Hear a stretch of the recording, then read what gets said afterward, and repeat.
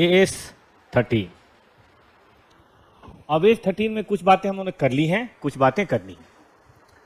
क्या कर लिया है मैं उसको लिखता हूं। डिफिनीशन, चलिए कॉन्सेप्ट की कॉपी निकालिए। क्या था डिफिनीशन? व्हाट इज इन्वेस्टमेंट बताएगा कोई? कोई बताए व्हाट इज इन्वेस्टमेंट?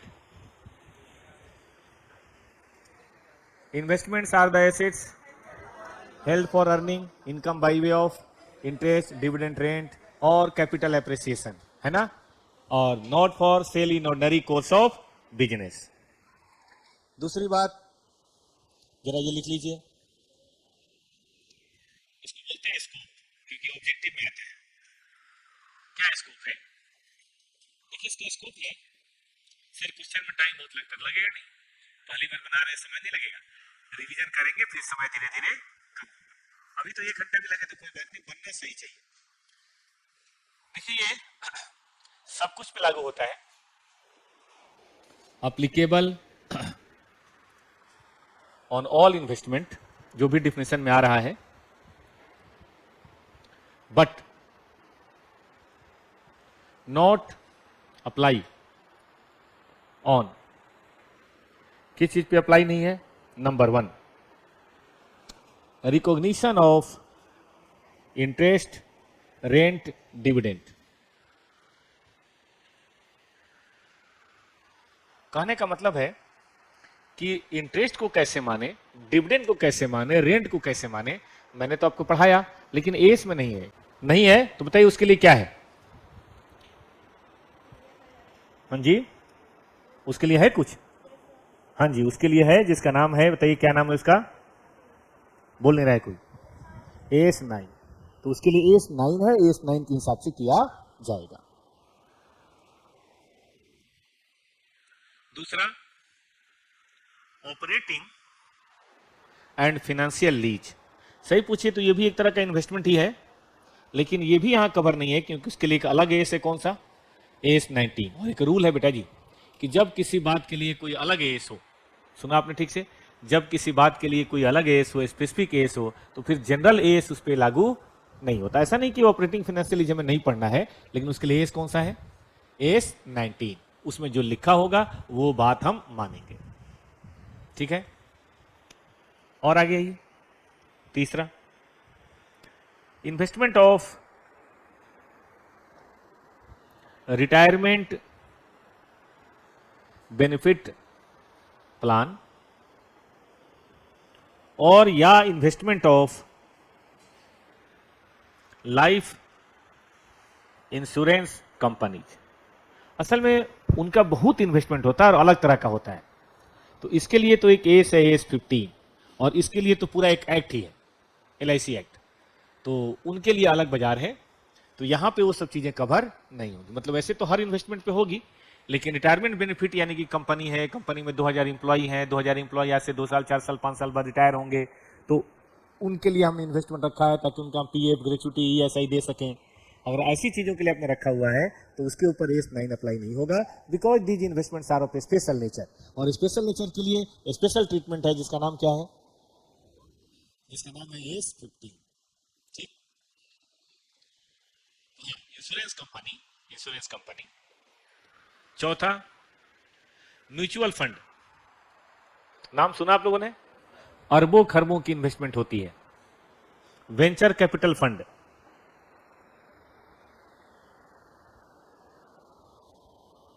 ठीक है? Bank, NBFC having separate act, है ना, जिनके लिए सेपरेट एक्ट है। जैसे आप पढ़ेंगे म्यूचुअल फंड के लिए, NBFC के लिए, बैंकिंग के लिए अलग से एक्ट बने हुए हैं। अब उन एक्ट में उनके इन्वेस्टमेंट की अकाउंटिंग के बारे में भी बोला गया है। तो जब उनके लिए स्पेशल बोला गया है और वो हाई इन्वेस्टमेंट कंपनी, तो उनके लिए थोड़ा बाजार अलग है। कहने का मतलब ये जो इन्वेस्टमेंट है वो किसके लिए है? AS13 किसके लिए? हमारे आपके जैसे लोगों के लिए, हाँ, नॉर्मल कंपनियों के लिए। लेकिन जिसका धंधा इन्वेस्टमेंट है, जैसे बैंकिंग, जैसे NBFC, जैसे म्यूचुअल फंड, तो उनका थोड़ा सा ज्यादा प्रोफेशनल बिहेवियर होता है। जैसे 2 दवाइयां होती है ना, एक दवाइयाँ होती है ओवर द काउंटर, जैसे मूव है, क्रोसिन है ना, हाजमोला है, ये कहीं भी जाइए आप बताइए 10 रुपए दीजिए वो आपको दवाई दे देगा। इसके लिए प्रतिबंध भी नहीं है। क्यों नहीं है भाई? क्योंकि नॉर्मल दवाइयाँ हैं। लेकिन कैंसर की दवाई ऐसे कोई खा सकता है? कोई बहुत खतरनाक टाइप का इंजेक्शन, लाइफ सेविंग इंजेक्शन ऐसे ले लोगे? वो कहाँ लिया जाता है? हॉस्पिटल में, डॉक्टर के सुपरविजन में, जहाँ एकदम नर्स आपका एकदम 24 घंटे केयर कर रही होती हैं, हर 2 घंटे पे डॉक्टर की विजिट होती है कि हालात सुधर रहे हैं कि खराब हो रहे हैं, तो अंडर सुपरविजन, तो वो सब दवाइयाँ अलग हैं। तो इसीलिए ये इन्वेस्टमेंट जनरल जो कंपनियों की इन्वेस्टमेंट होती है ना, आम आदमी की इन्वेस्टमेंट उसके लिए है, स्पेशलाइज है, अलग है। ठीक है, पढ़ना तो आपको है ही, लेकिन वो अलग बाजार है। हो गया। तो 4 ऐसी चीजें हैं जहां पे एस लागू नहीं होता। कौन कौन सी? इंटरेस्ट रेट, डिविडेंड का रिकॉग्निशन, ये इन्वेस्टमेंट से मतलब है, ये गैया से मतलब है, बछड़ुआ से, दूध से इसका लेना देना नहीं है। ठीक है। ऑपरेटिंग और फाइनेंशियल लीज पे लागू नहीं होगा, उसके लिए अलग एस है। रिटायरमेंट बेनिफिट्स के इन्वेस्टमेंट के ऊपर लागू नहीं होगा भाई साहब, उसके लिए अलग एस है। और म्यूचुअल फंड के ऊपर लागू नहीं होगा, बैंकिंग कंपनी के, एनबीएफसी पर लागू नहीं होगा, उसके लिए क्या है बेटा? उसके लिए बाजार अलग है, उसका मामला अलग गर्म है। तो यहां पे ये सब चीजें लागू नहीं होती। ठीक है, तो ये हो गया पॉइंट नंबर 2। पॉइंट नंबर 3, ये ऑब्जेक्टिव में आ सकता है कि बताओ कहां लागू होता है, दिस दिस दिस, उसमें एक फालतू दिया होगा, कहां नहीं लागू होता है, दिस दिस दिस, उसमें एक फालतू दिया होगा। चलिए नंबर 3, नंबर 3 है बेटा क्लासिफिकेशन। गुड मॉर्निंग बेटा। ऑफ इन्वेस्टमेंट याद है किसी को? 2 बताया था सर ने, कौन कौन सा? करेंट और नॉन करेंट। करंट इन्वेस्टमेंट कौन सा था भाई? नॉन करंट वर्ड की बजाय वर्ड लिखा गया है लॉन्ग टर्म, ये लिखवाया था ना मैंने, विद इन 1 ईयर, है ना, intended to be sold within 1 year. Within 1 year का सेल का प्लान है तो क्या हो गया? करंट, और दूसरा जो है वो क्या हो गया? Non current. ठीक है, इसी पे क्वेश्चन है, क्वेश्चन नंबर 13.1 सॉरी 3.1, देखिए तो जरा सब लोग।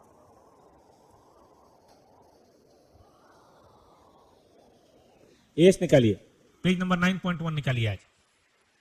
9.1,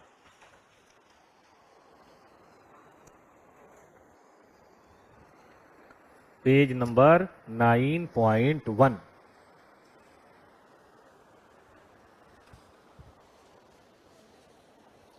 मिला बच्चों को? आई थिंक मिल गया होगा। पढ़िए, ट्रू फॉल्स बताना है। अब तो ऐसे क्वेश्चन नहीं आते, लेकिन एक बार एग्जाम में आया हुआ है तो देखते हैं। As per the provisions, current investment एक ऐसा इन्वेस्टमेंट है जो रेडली सेलेबल हो और intended to be held more than, not more than 6 month. क्या ये सही है? क्या है ये फॉल्स है। 6 मंथ की बजाय क्या कहा गया है? 1 ईयर। और ये रेडली सेलेबल वर्ड वहां इस्तेमाल नहीं किया गया।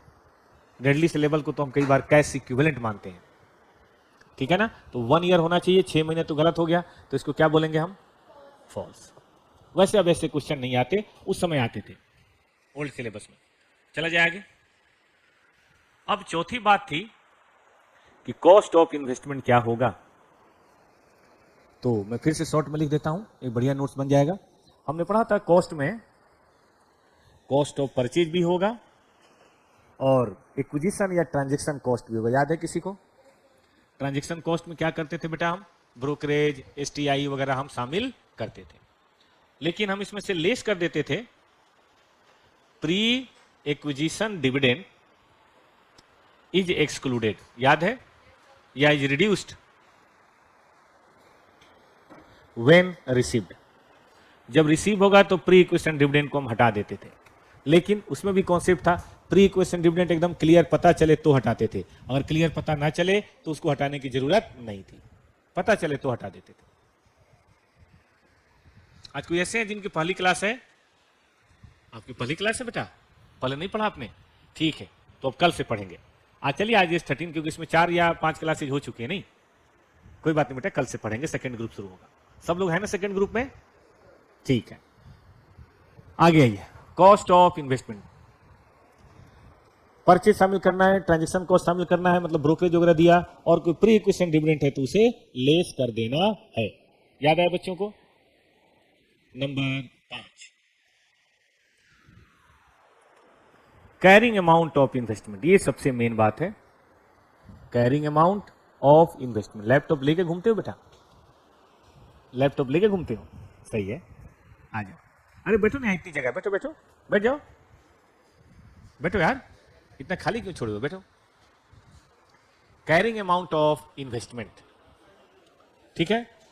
अब कैरिंग अमाउंट ऑफ इन्वेस्टमेंट क्या हो, तो इसके लिए कहा गया था दो तरह की इन्वेस्टमेंट होती है। एक का नाम बता नहीं रहा है कोई, एक का नाम करेंट इन्वेस्टमेंट और दूसरे का नाम लॉन्ग टर्म इन्वेस्टमेंट। याद आया किसी को? रूल क्या है? रूल है बेटा जी कि जो करंट इन्वेस्टमेंट है ना, उसकी वैल्यूएशन किस पे करनी है? कॉस्ट और market price which ever is lower. याद आया किसी को? लेकिन इसकी वैल्यूएशन करनी है कॉस्ट पे, अनलेस, बताइए, एक लाइन लिखवाया था सर ने, अनलेस डिक्लाइन इन वैल्यू या फेयर वैल्यू या मार्केट वैल्यू, ठीक है, अदर देन, क्या नाम था उसका ना, temporary, other than temporary nature. कि टेम्पररी नेचर का हो तो कोई बात नहीं, लेकिन याद है ना, ऐसा फोटो बनाया था मैंने, खूब डाउन हो जाए तो फिर उसको प्रोवाइड तो करना पड़ेगा। अब यहीं से शुरू होता है एज 13 के स्पेशल क्वेश्चन। ये जो क्वेश्चन मैं कराने जा रहा हूं, ये स्पेशल एज 13 के क्वेश्चन है और खूब एग्जाम में आता है। और मुझे लग रहा है कि अब एग्जाम में यही ज्यादा आएगा, वो 4 दिन जो पढ़ाया उसके आने के चांसेस अब कम है। हालांकि वो भी स्टडी में ही है, बट इसके चांसेस ज्यादा है। एक बार फिर से समझ लीजिए, करेंट इन्वेस्टमेंट वो है जो एक साल के अंदर मामला रफा दफा, इसका मतलब it is just like inventory. इसलिए इसकी वैल्यूएशन का तरीका भी प्रूडेंस कॉन्सेप्ट, इन्वेंट्री, कॉस्ट और NRB which ever is lower चलेगा। कॉस्ट और NRB which ever is lower, ठीक है। आगे बढ़िए, अगला पॉइंट है कि भाई अगर ऐसा है तो क्वेश्चन किस तरह का आएगा वो पढ़ते हैं। Are you ready? आज की क्लास शुरू होती है। अब सही पूछे तो हमने कुछ नया बताया क्या आज? स्कोप को छोड़ के कुछ नया बताया मैंने? बोल नहीं रहा है कोई। क्या हमने डिफिनेशन पहले पढ़ रखा था? क्या हम लोगों ने क्लासिफिकेशन पहले पढ़ रखा था? क्या हम लोगों ने कॉस्ट, खूब, ये तो 4 क्लास में हुई है कॉस्ट की बात, और क्या कैरिंग अमाउंट की वैल्यूएशन पढ़ रखा था? बट क्वेश्चन आपने नहीं पढ़ा है साहब। आइए क्वेश्चन पढ़िए, ये सीधा एग्जाम में 5 नंबर का आएगा। पढ़िए, सभी ऑनलाइन बच्चे देखें। Unquoted long term investment is carried, पहले समझते हो बेटा अनकोटेड क्या होता है? चलिए थोड़ा सा एक कॉन्सेप्ट लिख लीजिए। चार्टर्ड अकाउंटेंट है, कहीं पे चर्चा चलेगी तो लोग हंसेंगे। देखो, कंपनियों के शेयर बेटा 2 तरह के होते हैं। एक होता है अनलिस्टेड और एक होता है लिस्टेड। जितनी प्राइवेट कंपनियां हैं वो स्टॉक मार्केट में जा ही नहीं सकती, ये जा सकती हैं। प्राइवेट कंपनी स्टॉक मार्केट में जा सकती है, और जितनी पब्लिक कंपनियां हैं वो तो जा सकती हैं, है ना। लेकिन कुछ पब्लिक कंपनी शेयर नहीं भी इशू करती है। पब्लिक कंपनी होने का मतलब शेयर इशू करना जरूरी नहीं है, नॉट नेसेसरी। कुछ का शेयर नहीं भी इशू होता। ओके बच्चों, अब पब्लिक कंपनी भी बेटा 2 तरह की होती है, लिस्टिंग करवाती है और लिस्टिंग नहीं कराती, ठीक है ना। जिन्होंने लिस्टिंग कराया वो 2 तरह के होते हैं, एक होते हैं कोटेड और एक होता है बेटा अनकोटेड। कोटेड का मतलब जिसका फ्रीक्वेंट ट्रेड हो रहा है। फ्रीक्वेंट ट्रेड समझते हो? आपने हमें बेचा, उन्होंने उसको बेचा, उन्होंने उसको बेचा, उन्होंने उसको बेचा। जैसे आज मंडे है, आज 9:15 के बाद ट्रेडिंग शुरू हो जाती है, तो 9:15 के बाद देखिएगा आएगा कि भाई ये शेयर 22 रुपए बिका, 22 रुपए 10 पैसे बिका, 22 रुपए 5 पैसे हो गया, 22 रुपए 15 रुपए हो गया, 15 पैसे हो गया, ये शेयर 301 हो गया, ये शेयर 302 हो गया, ये शेयर 301 हो गया। तो जिसका डेली मतलब इस तरह से ट्रेडिंग हो रहा है, इसका मतलब कोई ना कोई खरीद रहा है और कोई ना कोई बेच रहा है, तो इसको बोलते हैं कोटेड। मतलब जिसकी मार्केट में क्या चल रही है, फ्रीक्वेंट ट्रेडिंग चल रही है, तो वह पता चल जाएगा 30 रुपए बिका है कि 300 रुपए बिका है कि 3000 रुपए बिका है। अब बिका है तो दाम तो देखो स्टॉक मार्केट में आएगा ना भाई, तो आप सर्च कर सकते हो, है ना। नेशनल स्टॉक एक्सचेंज या बॉम्बे स्टॉक एक्सचेंज के साइट पे भी सर्च कर सकते हो, बाकी ब्रोकर के साइट पे भी सर्च कर सकते हो। ये ईटी भी रिपोर्ट करता है, मनी कंट्रोल भी रिपोर्ट करता है, आपको पता चल जाएगा कि भाई क्या क्या सेल हुआ है क्या नहीं हुआ है।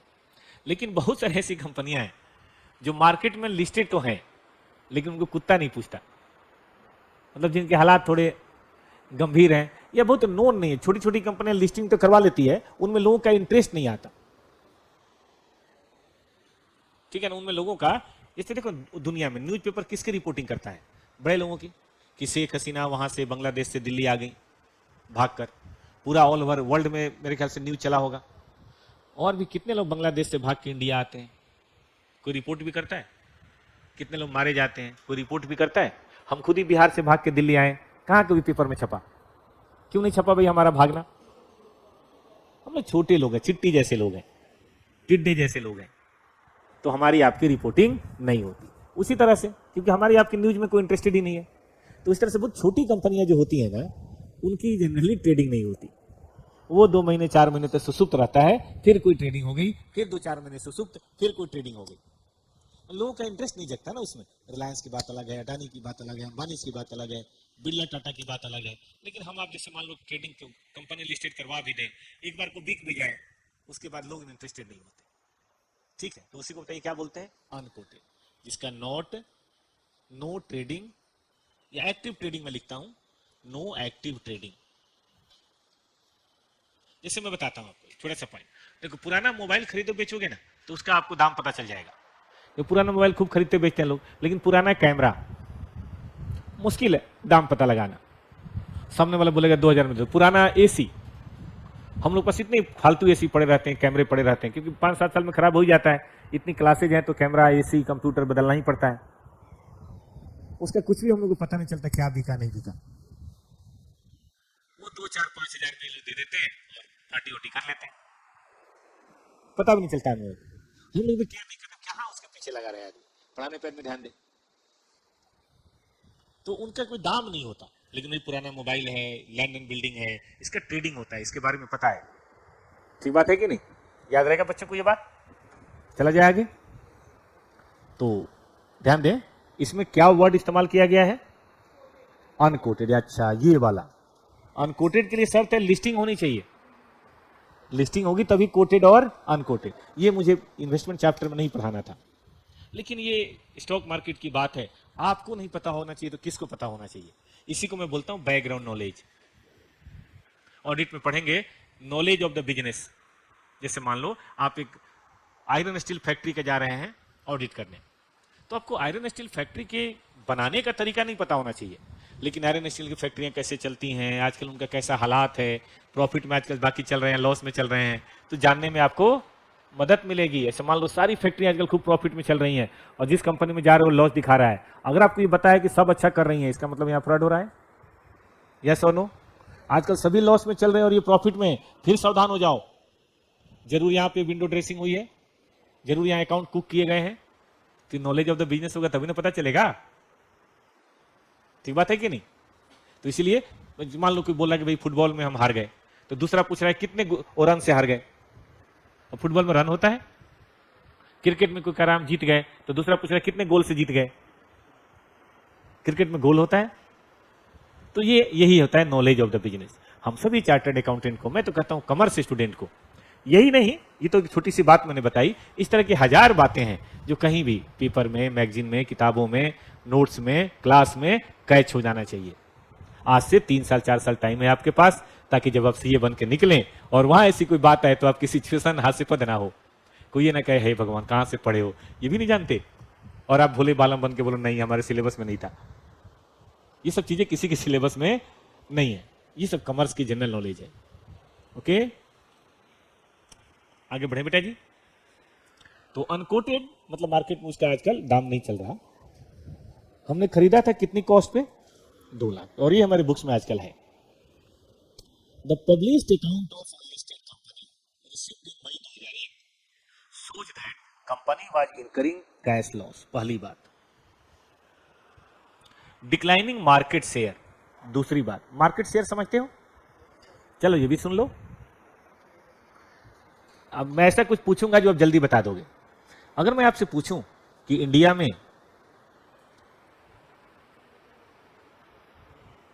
स्मार्टफोन में आजकल क्या हिसाब है, किसका ज्यादा बिक रहा है, तो क्या बोलोगे? हाँ, सैमसंग। क्या होगा बेटा, पूरे इंडिया के सेल का ऑन एन एवरेज सैमसंग का कितना परसेंटेज होगा? 20% मान लें। अब फिर उसके बाद कौन है भाई? रेडमी। रेडमी बता रही है। कितना शेयर होगा बेटा अंदाज से? चलिए मान लेते हैं 15%। और भी हैं कोई जो ज्यादा बिकती हैं? एप्पल। चलो एप्पल कर लेते हैं। अब एप्पल का क्या परसेंटेज होगा बेटा? चलो मान लेते हैं 10, मान लेते हैं अपने मन से। फिर कौन से बताया आपने? वीवो। फिर ओप्पो भी बताएंगे आप। कितने परसेंट? इंडिया में 60%? नहीं, 60% कहां है, गरीब देश है यार, इतना भी नहीं है। 60% इंडिया में तो नहीं होगा, आई डोंट थिंक। अगर आप रेडमी का बोलेंगे तो हो सकता है, क्योंकि देखो कुछ लोग होते हैं गरीब, उसके नीचे होते हैं महागरीब, और उसके नीचे हैं रेडमी वाले, ठीक है कि नहीं? किसका किसका 15%, ठीक है। तो कहने का मतलब ऐसे ही बताएंगे ना, कोई वन प्लस भी कुछ होगा, इसके अलावा और बहुत सारे छोटी छोटी कंपनियां भी कुछ ना कुछ तो बेचती है ना भाई, जावा, लावा, माइक्रोमैक्स, तावा, कुछ ना कुछ तो होगा ही। चाइनीज, नॉन चाइनीज, कार्बन, कहने का मतलब होगा ही। बताओ ये क्या बात कर रहे हैं हम लोग, कि पूरे इंडिया में जितने भी हैंड सेट बिके ऑन एन एवरेज 15.8% इन्होंने बताया कि सर पिछले साल एप्पल का था। सैमसंग का कुछ ज्यादा होगा, क्योंकि सैमसंग नीचे से लेकर ऊपर तक उसकी रेंज है, और नाम भी ठीक ठाक है। हाँ, सैमसंग का 2-4 हजार का भी सेट है, बटन वाला भी है, और फिर 1 लाख 1.25 लाख वाला भी है। नोकिया का भी कुछ ना कुछ होगा ही। एक समय था जब नोकिया 80%, 90% था, लेकिन अब तो कम है। अब चलो जाने दो, जो हुई। तो आपने क्या सीखा? ये मार्केट शेयर को कहें डिफाइन करो, तो कैसे करोगे बच्चों? कमर्स चैंपियन कैसे करोगे? अब बताओ, ये चीजें मैथ की हैं, ये चीजें फिजिक्स की हैं, ये चीजें कमर्स की हैं, किसकी हैं? कमर्स की हैं, ट्रेड की हैं, बिजनेस की हैं, तो हमें पता होना चाहिए। बोलो बेटा, आज के बाद से याद रहेगा सबको। ऐसे ही कार मार्केट में क्या किसका शेयर है? मारुति, मान लो 30%। मतलब एक बात कर रहे हैं, एक समय मारुति का 80% था, लेकिन नए नए लोग आएंगे तो कुछ तो मार्केट खाएंगे ना भाई। ऐसे ही और भी कुछ मान लो, कोई ऐसी चीज, टेलीविजन, एसी, मतलब कोई भी चीज, कपड़ा, कोई भी चीज कर सकते हैं हम, ठीक है बेटा। तो इसका मार्केट शेयर जानते हैं, पहले 20 था, फिर 15 हुआ, फिर 12 हो रहा है, फिर 10 हो रहा है। बताओ ये क्या इंडिकेट कर रहा है? कि कंपनी की हालत खराब हो रही है, कस्टमर हमारे यहां से सट रहे हैं, शिफ्ट कर रहे हैं। ठीक बात है कि नहीं? जबकि इसका उल्टा हो जाए, 10, 11, 12, 14, 15, इसका मतलब हमारी कंपनी ग्रो कर रही है। सही बात है ना? On the long term investment may not fetch more than 20,000। ओहो, लॉसेज बहुत हो रहे हैं, मार्केट से डिक्लाइन हो रहा है। लगाया तो था 2 लाख, लेकिन हमें लगता है कि 20,000 से ज्यादा नहीं होगा। बताइए आप इसको फाइनेंशियल स्टेटमेंट में कैसे डील करेंगे एज पर एज 13? एज 13 लागू होगा ना यहाँ पे? अपने दिमाग में ओपिनियन बनाइए। कॉन्सेप्ट जो लिखवाया था ना अभी, वैल्यूएशन लिखवाया था, उस वैल्यूएशन को बेटा, इधर इधर बात नहीं, उस वैल्यूएशन को देखो, ये लिखवाया था ये, है ना? बताओ ये इन्वेस्टमेंट करेंट इन्वेस्टमेंट है कि लॉन्ग टर्म है? तो लॉन्ग टर्म को तो हम कॉस्ट पे दिखाते हैं। कॉस्ट है 2 लाख, तो क्या 2 लाख पे दिखाएं? उसके आगे कुछ लिखा है? क्या लिखा है? अगर decline in the market value other than temporary, मतलब परमानेंट नेचर। बताओ किसी का कैश फ्लो शुरू हो गया, सुना ठीक से? किसी का मार्केट शेयर डाउन हो रहा है साथ साथ, ये किस बात का इंडिकेशन है? कि आप नीचे जा रहे हैं। और जान लो, एक बार हाथ से मार्केट छूटता है बेटा, पकड़ना इतना आसान नहीं होता। कई ब्रांड, हमने बड़े ब्रांड को यूं गायब होते हुए देखा है। देख लो बिग बाजार, एक समय था उनको इंडिया का रिटेल किंग कहा जाता था, बिग बाजार को। आज क्या सिचुएशन है? इंसॉल्वेंट, कंपनी बंद, सब स्मार्ट बाजार में कन्वर्ट कर लिया रिलायंस ने। ऐसे ही जैसे जी टीवी, एक समय टीवी का मतलब ही जी टीवी था, आजकल देख ही रहे हो क्या हालत है उसकी। शेयर आधे मुंह गिर रहे हैं, क्योंकि प्रॉफिटेबिलिटी नहीं है। नए जमाने की मीडिया हो गया, यूट्यूब हो गया, लोग वहीं देख लेते हैं, टीवी लोग अब देख ही नहीं रहे ज्यादा। न्यूज में भी बहुत सारे नए नए आ गए धाकड़।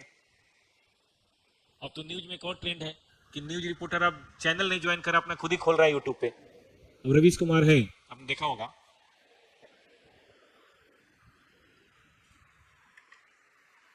तो उसने एनडीटीवी को रिजाइन किया और रिजाइन करने के बाद अपना चैनल खोला। अब 10 मिलियन उसका सब्सक्राइबर है। कोई भी चीज डालता है तो आराम से 1-2 मिलियन तो लोग उसको देख ही लेते हैं, वो भी एक दिन में। तो अपना खुद ही कर रहा है अपना काम। इस तरह से वही नहीं है, कई सारे लोग हैं, कई सारे लोग हैं जो भी मतलब का रोज कुछ न कुछ कहानी डालते रहते हैं। उनको व्यू से पैसा मिल जाता है, खर्चा ज्यादा उनका है नहीं तो घर चल जाता है उनका। न्यूज चैनल के टीवी के सामने बैठे, मोबाइल तो रास्ते में चलते, कार में चलते, कहीं भी, कहीं तो देखो क्लास में भी बैठे हुए, वो भी कुछ ना कुछ टीवी देख लेते हैं। तो ये कन्वीनियंट है, इसीलिए ज्यादा चल रहा है। मैं तो समझता हूँ इलेक्शन न्यूज वगैरह भी टीवी से ज्यादा लोग मोबाइल पे ही देखते होंगे। अब की बार हम लोग देखे थे बहुत दिन बाद इलेक्शन न्यूज, लेकिन टीवी ऑन नहीं किया मैंने। है मेरे घर में टीवी है, लेकिन हम लोगों ने ऑन भी नहीं किया। कई बार तो रिचार्ज भी खत्म हो जाता, रिचार्ज वाला फोन करके परेशान कर देता, हम लोग रुक जाए यार, हमें देखना ही नहीं है।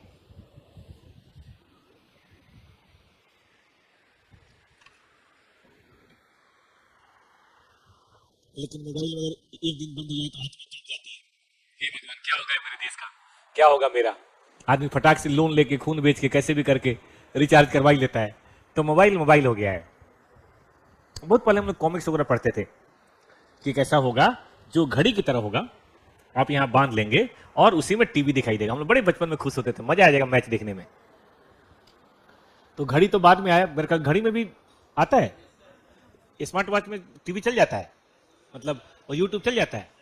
सही में मैंने कभी खरीदा नहीं, उसमें मतलब यूट्यूब देख सकते हैं, चलिए गाना होना आराम से। तो ये तो नहीं, लेकिन हैंड हेल्ड आ गया, उससे भी बढ़िया ऑप्शन।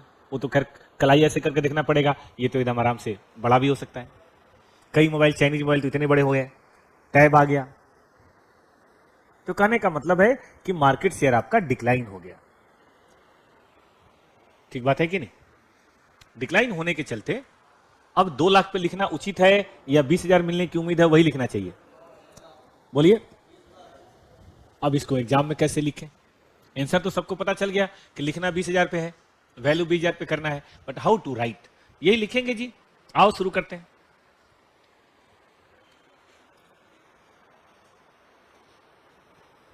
क्वेश्चन कौन सा है? लिखिए सब लोग,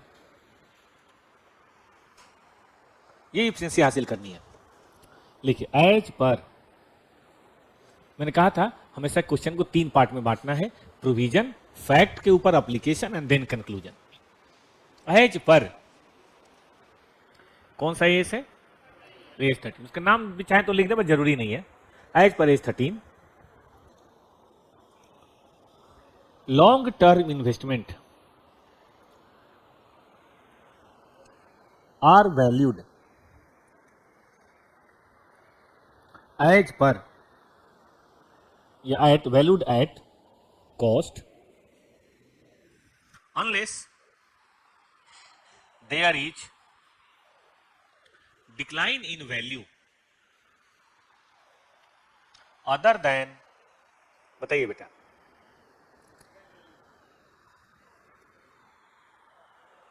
टेम्पररी नेचर। टेम्पररी नेचर का डिक्लाइन ना हो तब हम बात कर लेंगे। इन सच केस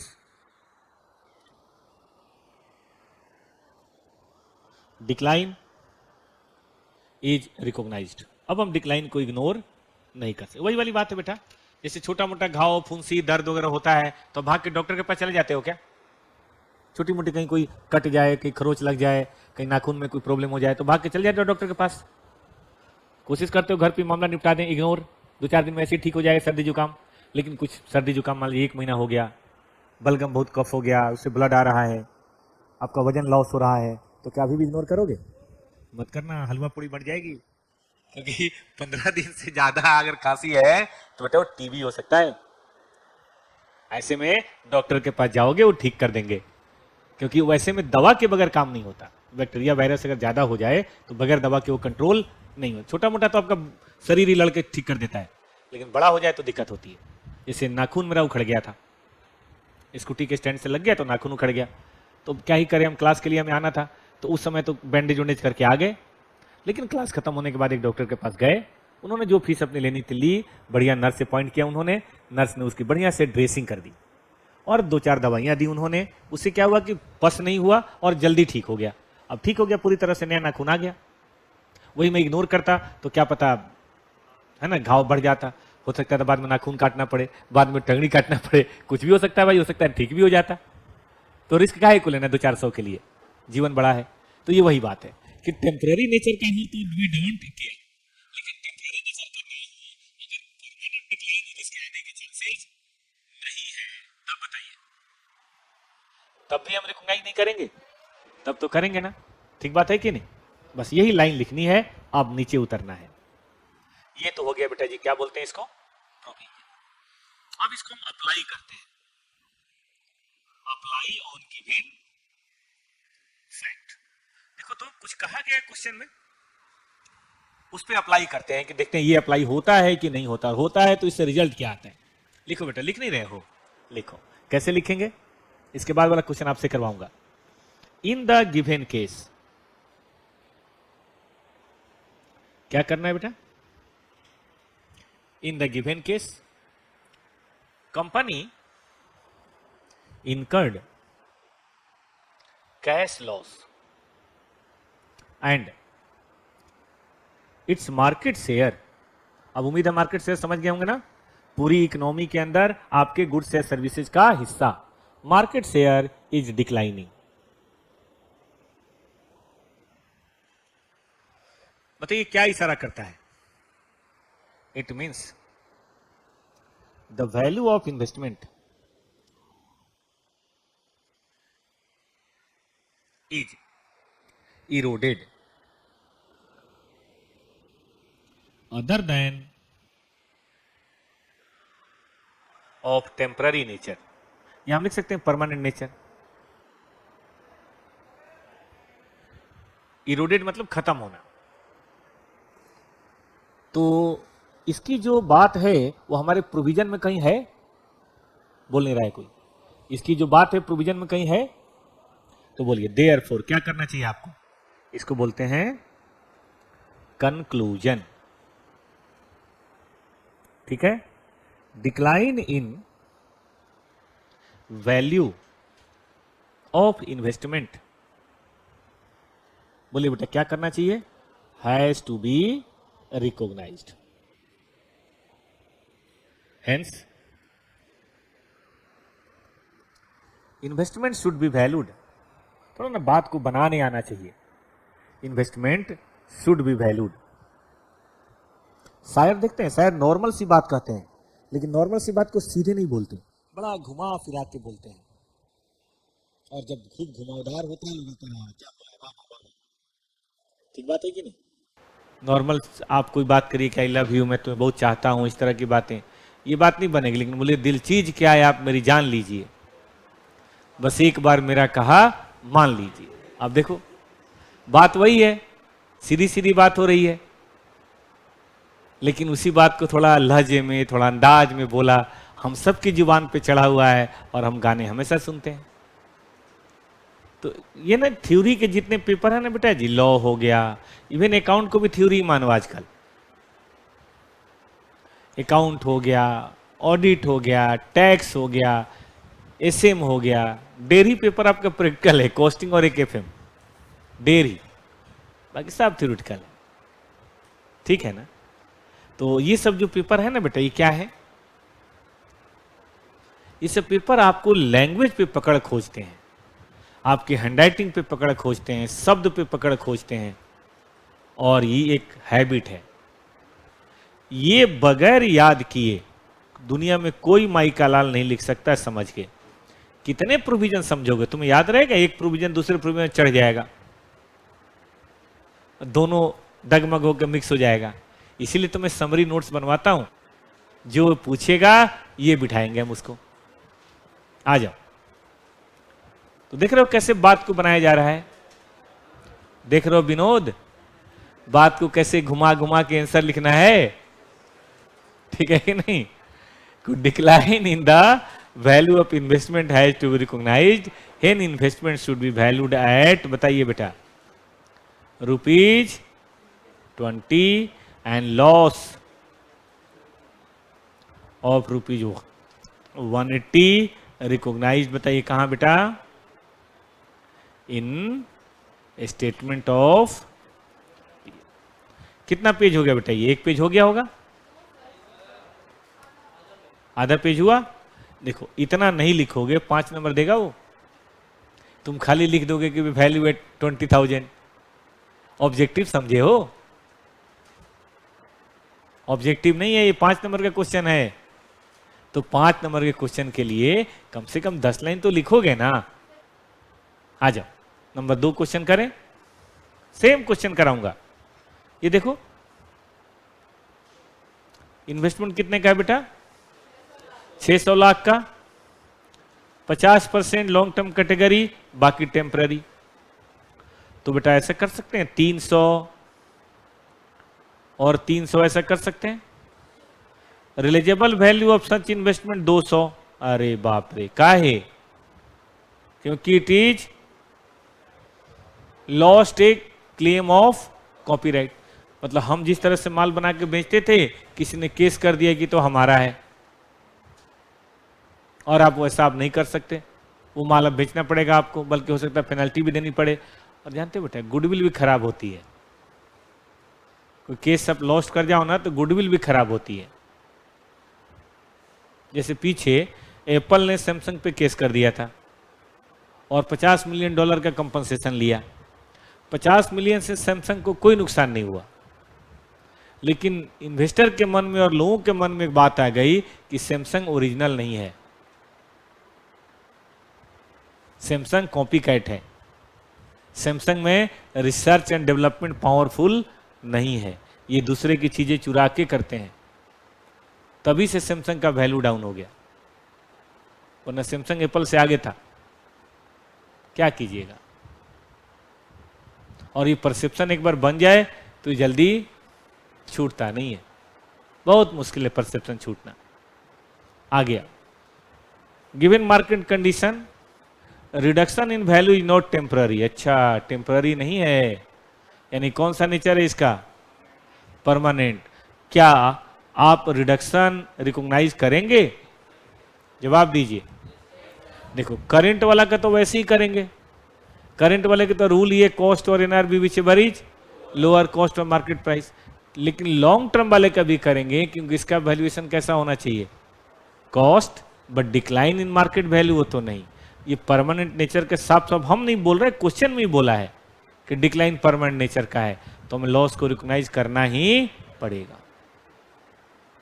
समझ रहे हो, लिखो, ये भी मैं लिखवाता हूं। देखिए अब इसमें दोनों की बात करनी पड़ेगी।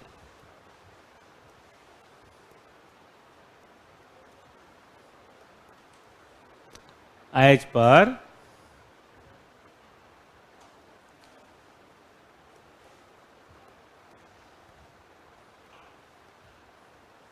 एस, बताओ कौन सा, current investment is valued, PDF बेटा ग्रुप में डाला हुआ है राहुल, पीडीएफ ग्रुप में डाला हुआ है, नहीं ये नहीं डाला हुआ, डाल देंगे। Current investment is valued at cost, ठीक है ना बेटा, और फेयर वैल्यू विच एवर, बताइए बेटा, इज लोअर। ठीक है बेटा, विच एवर इज लोअर, 5.2 है, लिखिए सब लोग। नहीं पढ़ने में नहीं आ रहा क्या, आ रहा है, विच एवर इज लोअर। हो गया। Long term investment is valued at cost unless there is decline in value other than temporary nature, in such case decline is recognise. लिखिए, क्योंकि मामला 2 है तो लिखना भी तो 2 पड़ेगा। हो गया बेटा जी। In the given case company has lost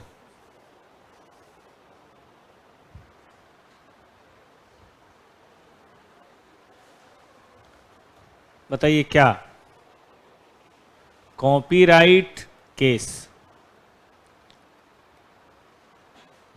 and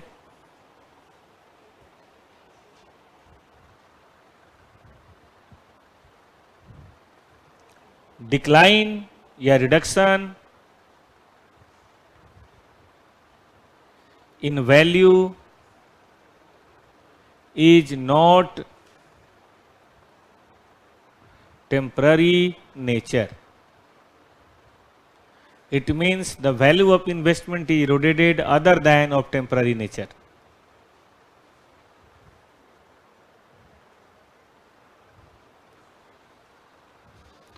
बताइए ऐसे में क्या करेंगे आप? Therefore, valuation will be as follow.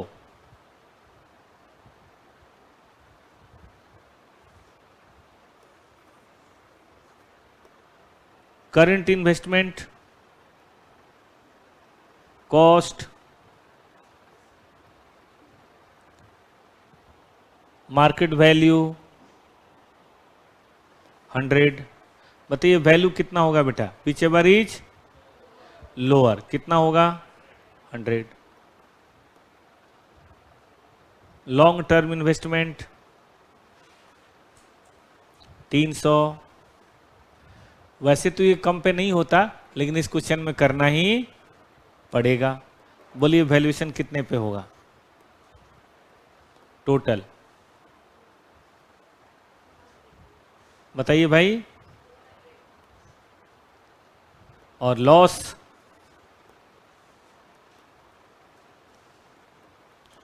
of rupees 400 lakhs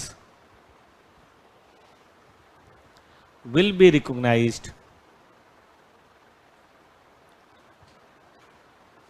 in a statement of PL. हम उसे PL में रिकॉग्नाइज करेंगे. हो गया बेटा जी? कोई दिक्कत इसमें?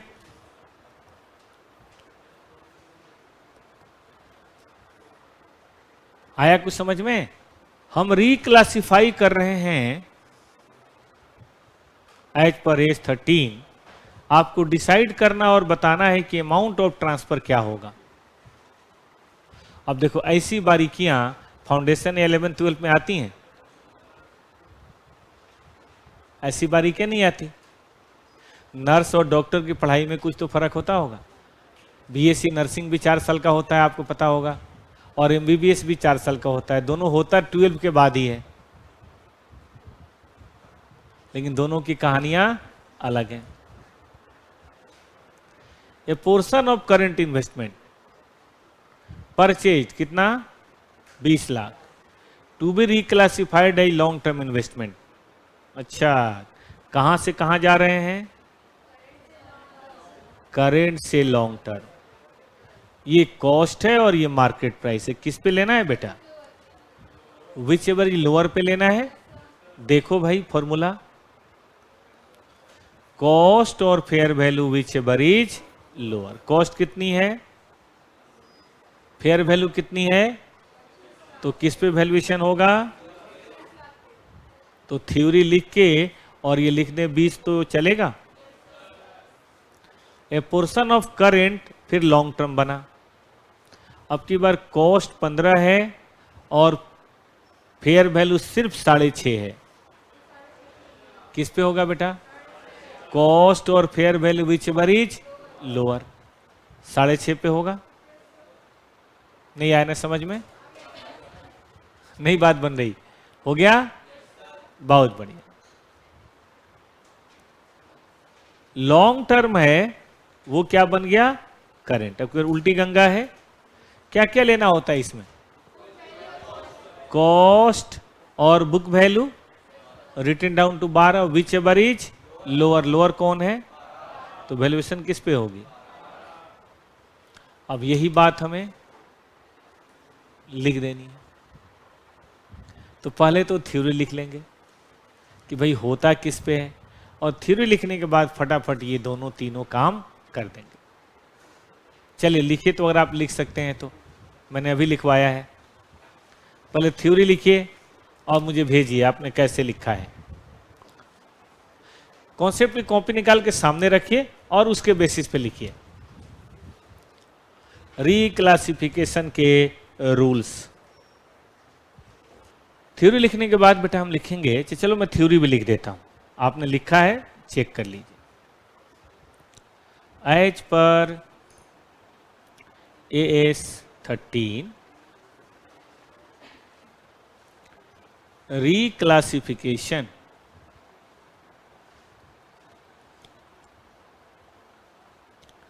is made as follow.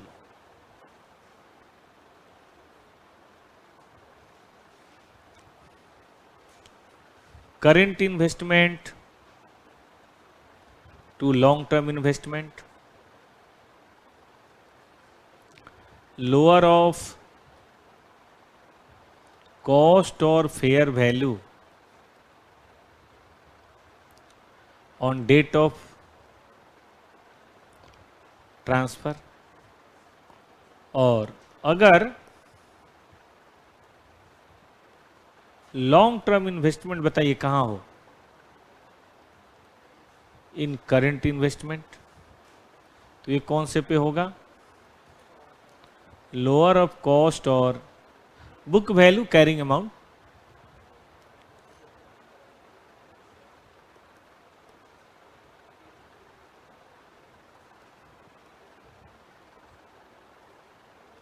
On date of transfer.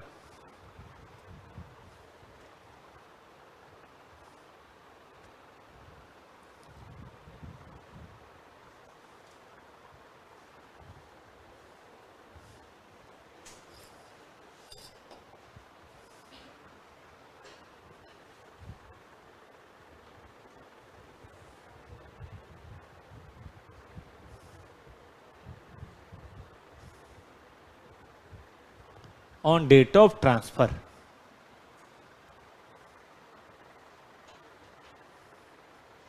ठीक है दोस्त, चला जाए आगे। Therefore,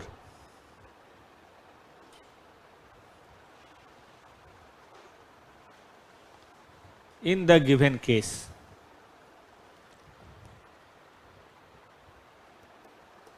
transfer will be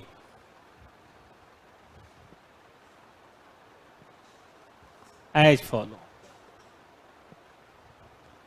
पहला बताइए कहां से कहां जा रहा है, तो current to long term investment है, तो क्या हम लिख सकते हैं रुपीज 20 लाख। दूसरे में फिर current to long term investment है, हम लिख सकते हैं रुपीज 6.5 लाख। और तीसरे में long term investment to current investment है, बताइए बेटा कितने पे लिखें, 12। तो इस तरह से बना के आइए, पूरे नंबर लेके आइए। चलिए एक और क्वेश्चन करिए, 8.2। फिर आपको हम एक एग्जाम का भी करा देंगे, पहले ऐसे कर लीजिए। तो आज दो चीजों पे हमने फोकस किया, एक तो था वैल्यूएशन और एक था ट्रांसफर। मैंने परसों कहा था ना कि कुछ ऐसे भी क्वेश्चन होंगे जो स्पेशल एएस के हैं, अब उनका वक्त आ गया है।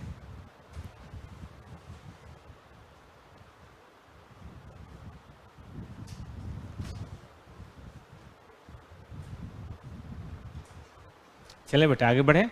किसी को लिखना है, ये कोई लिख रहा हो? अच्छा खुद से लिखा था तो सही लिखा था, लिखिए उमेश लिखिए। Blue chip reclassify, long term से जा रहे हैं करंट में, बताइए क्या क्या लेते हैं? कॉस्ट और बुक वैल्यू। फेयर वैल्यू से कोई लेना देना है? तो कॉस्ट और बुक वैल्यू में कम कौन है? पढ़ लीजिए, फेयर वैल्यू तो नहीं लेना था ना, चेक करिए। कॉस्ट और बुक वैल्यू यही था ना। ये बताइए, लॉन्ग टर्म से जा रहे हैं करंट में, ये कॉस्ट है, ये फेयर वैल्यू है, ये बुक वैल्यू। फेयर वैल्यू से कोई लेना देना है? कॉस्ट और book value whichever is lower, दोनों ही लोअर है। करंट से लॉन्ग टर्म 10, मार्केट वैल्यू 12, कहां लेना है? तो देखो ऐसे क्वेश्चन ना अगर एकदम लॉजिक हो अपने पास, लॉ का लिख के और लिखे प्रैक्टिकली है प्रैक्टिकली करेंगे खुद से या मैं करूं? करिए खुद से, थोड़ी आप भी करिए प्रैक्टिस। 3 घंटे क्लास इसीलिए तो है। अब 2 घंटे की होती तो बात मारा मारी होता, मैं जल्दी जल्दी लिखवाता। 3 घंटे हैं, थोड़ा स्मूथ आराम से। मैं समय देता हूं, 10:25 हो रहा, मैं 30 मिनट में बात करूंगा आपसे। और एक आदमी जिसने बढ़िया से लिखा हो मेरे पास भेजिएगा भी। ऊपर चाहे तो थ्योरी लिख दें जो लिखवाया था मैंने, और तब करें तो अच्छा रहेगा। बार बार लिखिए, बार बार लिखिए।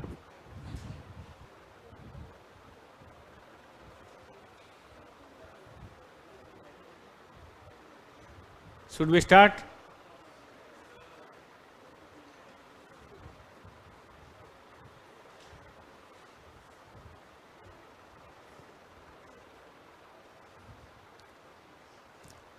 चलिए मैं देखता हूं किसने क्या लिखा है।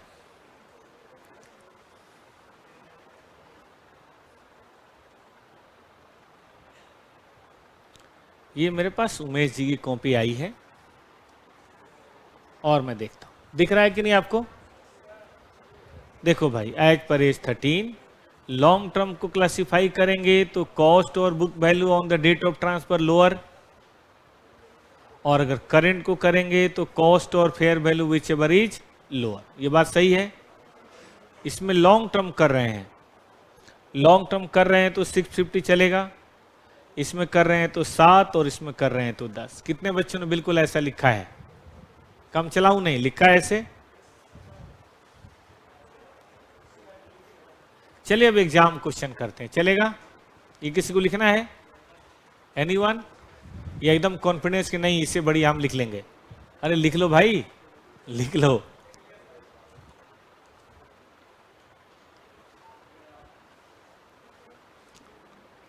आ जाओ। वाई टू रिक्लासिफाई इन्वेस्टमेंट, कैसे भाई? कि long term investment reclassified as current. अच्छा, लॉन्ग टर्म से करंट में जा रहे हैं ना। ओरिजिनल कॉस्ट 1 देखना है, written down by 2 lakh. Written down by 2 lakh मतलब 14 माइनस 2 कितना होता है? 12 लाख है। फेयर वैल्यू से कोई लेना देना है तो 14 माइनस 12, सॉरी 14 या 12 में कम कौन है? अच्छा एक मिनट, बड़ा सावधानी से, ऐसा तो नहीं कुछ सोच रहा है कि वैल्यू ही 2 लाख हो गई। 14 से 2 कम होके 12 हुआ, वैल्यू 2 नहीं हुई है ना? अच्छा ये बताओ, portion of long term investment to be reclassified as current, the original cost 7 lakh, WDB 5 lakh, और फेयर वैल्यू ये कहां से कहां जा रहा है? लॉन्ग टर्म से current. Original cost written down 2 है कि बाई है? 2 है।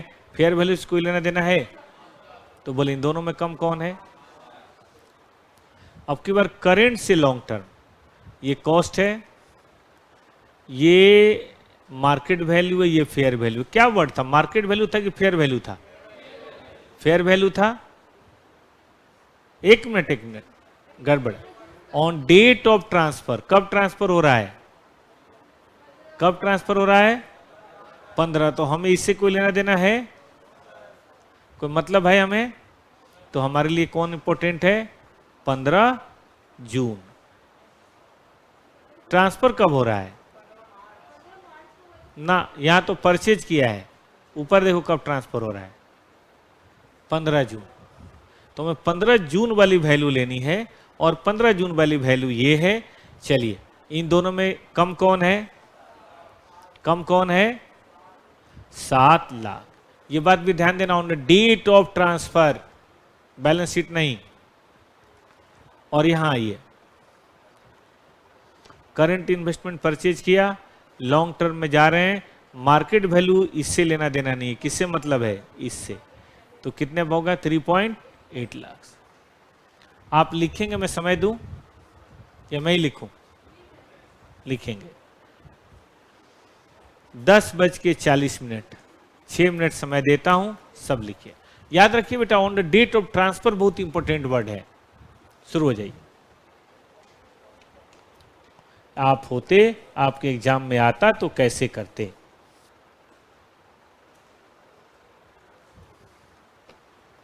हुआ किसी का, टाइम तो हो गया, भेजिए जरा। On the date of transfer याद रखिएगा, बैलेंस शीट डेट से हमें कोई लेना देना नहीं है। हमारा ट्रांसफर का डेट है 15 जून। भेजिए अगर हो गया हो किसी का तो, जैसे उमेश जी ने भेजा था। कैसा लगा आपको ये ट्रांसफर वाले क्वेश्चन कैसे लगे, कंट्रोल में है या ऊपर कोई बोल नहीं रहा, इसका सब ऊपर से चला गया। हाँ, कहाँ कुछ है, कॉस्ट और फेयर वैल्यू एक में, कॉस्ट और बुक वैल्यू एक में, बस। चलिए, कई बच्चों का आ गया। ये क्या खुल गया,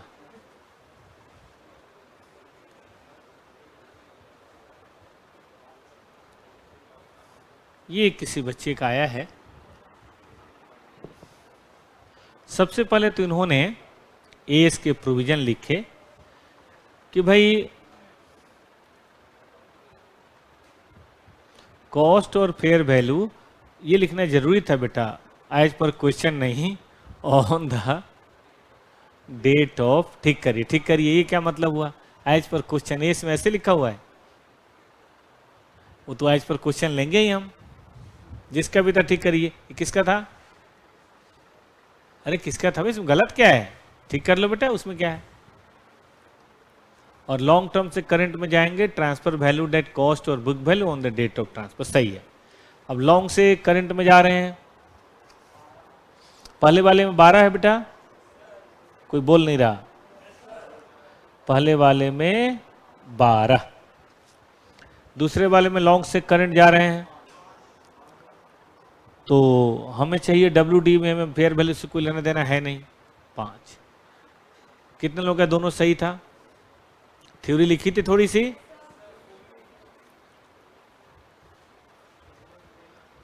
चलो, करंट से लॉन्ग टर्म 7 और यहां पे 3.8। अब यही बातें लिख के आनी थी और एग्जाम में 5 नंबर कमाने थे। अब लास्ट क्वेश्चन बच गया, क्या ही छोड़ना, देख ही लो, पढ़िए। कॉस्ट है इतनी, लॉन्ग टर्म से करना है करंट में, reduce the value to 9, fair value से कोई मतलब नहीं है ना, तो बोलिए 10.5 और 9 में कौन कम है। लॉन्ग टर्म से करंट, कॉस्ट है 14, फेयर वैल्यू है इतनी और बुक वैल्यू इतनी। फेयर वैल्यू चाहिए कि बुक वैल्यू चाहिए, 14 में 14, ठीक है। करंट से यहां जा रहे हैं, कॉस्ट है इतनी, मार्केट वैल्यू इतनी, कौन सा लेना है, ठीक बात है। और last,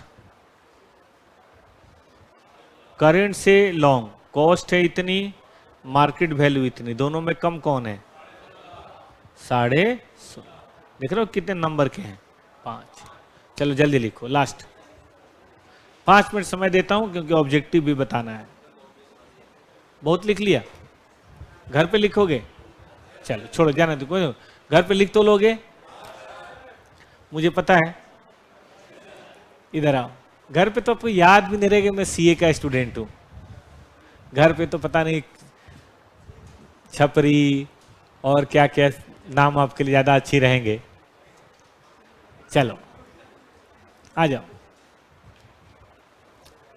cost of right share added in the cost of investment subtracted no treatment added to the cost at market value. कौन सा सही है? राइट शेयर खरीदते हो तो क्या करते हो? चारों में से कौन सा सही है? अच्छा दिवांगी, मैं देख लूंगा वो क्यों म्यूटेड है, कहीं गलती से छूट तो नहीं गया। बोलिए साहब। एक बिल्कुल सही। सब्सट्रैक्ट थोड़ा ना करते हैं, नो इम्पैक्ट थोड़ा ना होता है, ऐड करते हैं। याद है किसी को? राइट शेयर आज नहीं पढ़ाया था, परसों भी नहीं पढ़ाया था, उसके पहले पढ़ाया था। लॉन्ग टर्म किस पे कैरी करते हैं? Cost less other than temporary decline. सही बात है। अदर देन टेम्पररी मतलब परमानेंट हो गया ना, क्योंकि बाकी तो और कुछ है नहीं। करेंट को किस पे करते हैं? एक ही मिनट में बता दिया आपने, सी ऑप्शन।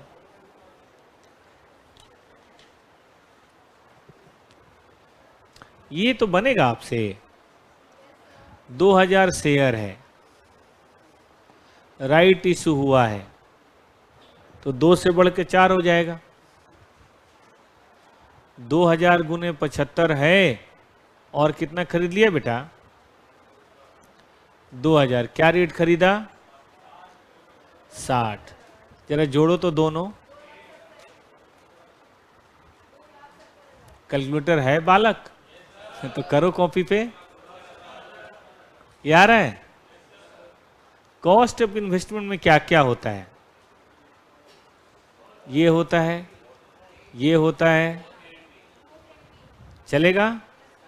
चलो छठा, सातवां, आठवां, नौवां। ये छठा, सातवां, आठवां आप करें। करिए, मैं करूंगा। आंसर नहीं देखना है, अपने मन से करना है और फिर मुझे बताना है। करिए। कल कॉस्टिंग में 2 कॉपी लानी है। किताब वॉल्यूम 1 लाना है, सिर्फ वॉल्यूम 1। वो तो ज्यादा देंगे बट आपको लाना वॉल्यूम 1 है। 3 वॉल्यूम कॉस्टिंग भी है, 3 वॉल्यूम अकाउंट भी है। तो वॉल्यूम 1 लाना और 2 कॉपी, एक कॉन्सेप्ट और एक प्रैक्टिस। और फर्स्ट ग्रुप वाले जो हैं, आपके लिए बेटा मैंने कुछ वीडियो डाल दिया है, लास्ट वाली। 10 दिन आपका पढ़ने का बहुत मन करे तो पढ़िए घर पे। नीचे से किताब ले लीजिएगा वॉल्यूम 3 और उसके बेसिस पे पढ़िएगा। कुछ एस मैंने डाल दिए हैं घर पे पढ़ने के लिए। एस 4, 5, 6, 7, 8, 9 डाल दिया है। यहां वो पढ़ाएंगे लेकिन सबसे लास्ट में, दिसंबर में।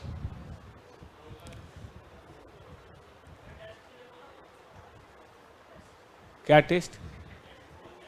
नहीं अभी नहीं, अभी तो बीच बीच में बच्चे आते रहे, टेस्ट का मजा नहीं आएगा। अब जो कल से चालू होगा ना, उसमें अब जिनको आना आ गए तो अब टेस्ट होगा। शुरू में इसलिए टेस्ट नहीं कर, बच्चे आते रहते हैं जाते रहते हैं। अब सब स्टेबल हो गए, पढ़ेंगे तो टेस्ट का मजा आएगा। अब संडे संडे कार्यक्रम शुरू होगा। टेस्ट, मेरा टेस्ट हमेशा संडे, ऑफलाइन ऑनलाइन दोनों। एक संडे में लूंगा अकाउंट का, एक संडे में लूंगा कॉस्ट का।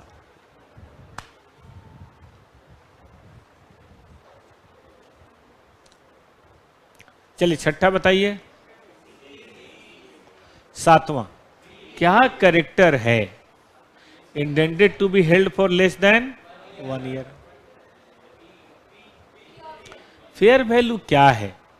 The price received in an ordinary transaction. सही बात है, उसी को तो बोलते हैं। चलिए 9, 10, 11 बनाइए। करिए, थोड़ा करिए। मैं बोलूं, investment are initially measured at carrying amount of investment is determined as cost less any accumulated impairment ना, फेयर वैल्यू ये। A13 recognition in decline in long term should be. देखो लॉन्ग टर्म का वैल्यू कम हुआ है तो value कोई भी कम हो तो पीएल में जाएगा ना, और कहां जाएगा? ठीक है, तो एक तो ये सही है एडजस्टेड इन बैलेंस, और अगर वो डिक्लाइन टेम्पररी नेचर का है तो इग्नोर भी करना है, तो इसमें दोनों सही है। वैसे ये वर्ड से ये वर्ड ज्यादा काम का है तो डी कर लेंगे। चलिए 12, 13, 14 कर लिया।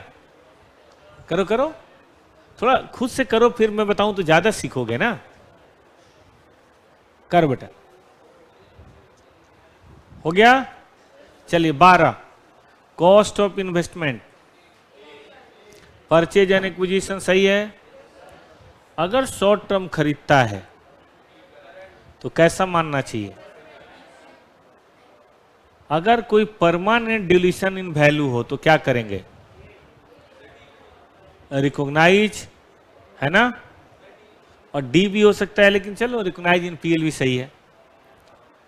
चलिए 15 हो गया किसी का। Impact of financial statement if wrong classify long term into current. अब बताओ करेंट को लॉन्ग टर्म मान लोगे तो क्या होगा? तो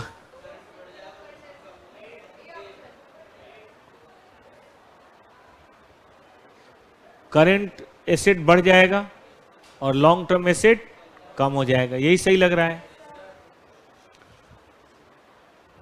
फेयर वैल्यू को यूज करना कितना सही है इन वोलेटाइल मार्केट? नहीं सही है, याद है? इग्नोर करना था, याद है आपको? इनअप्रोप्रिएट ना, सी सही नहीं है ना ना, वो तो परमानेंट डिक्लाइन होगा तब ना, ऐसे थोड़े। चलिए आखिरी के 3 क्वेश्चन करते हैं। Consider the policy that reclassifying investment long term से करेंट। लॉन्ग टर्म को करेंट बनाओगे तो क्या होगा? ट्रांसपेरेंसी नहीं,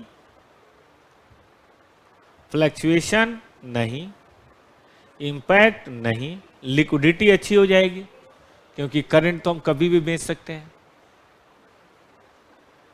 अच्छा, create a method for assessing the fair value, है ना, of unlisted equity under AS13। कर पाओगे? कैसे करोगे? Use recent prices of similar investment, ये तो सही है। मतलब कैसे वैल्यू करोगे? फेयर वैल्यू कैसे निकालोगे? मार्केट प्राइस तो पता नहीं है। रुक जाओ, ये भी सही है। उस तरह की चीजों कैसे होता है? रुक जाओ। Based upon the net asset value all asset minus all liability divided by number of share, ये भी चलता है। फ्यूचर कैश फ्लो, आगे क्या उम्मीद है उसकी प्रेजेंट वैल्यू निकालना, ये भी चलता है। एक मल्टीप्लायर होता है बेटा, ये क्वेश्चन थोड़ा आप लोग के एज से संबंधित नहीं है, मैंने पढ़ाया भी नहीं है, ये एफएम का क्वेश्चन है, फिर भी बताता हूं कि आखिर अनकोटेड इन्वेस्टमेंट जिसका मार्केट प्राइस नहीं, वो कैसे वैल्यू करेंगे? तो एक मल्टीप्लायर होता है कि अर्निंग का 4 गुने, सेल्स का 2 गुने, ऐसा चलता है। सही पूछिए तो चारों आंसर सही है, लेकिन अब इतना कहां टेक्निकल जाएंगे। मेरे ख्याल से तो ये चल जाए वही अच्छा रहेगा कि उस तरह की चीजें मार्केट में कैसी बिकी हैं उनका पता लगा लो और उससे देख लो। आंसर में क्या दिया है? ए दिया है ना। वैसे मैं बता दूं ये सब भी सही है, लेकिन आप यहां नहीं पढ़ेंगे, ये सब पढ़ेंगे एफएम। पढ़ना ही है सबको, तो पढ़ना ही एफएम में, वैल्यूएशन ऑफ शेयर, उसके बगैर एफएम होगा ही नहीं, वही एफएम में करते ही। AS13 distinguish current and long term investment, ठीक है।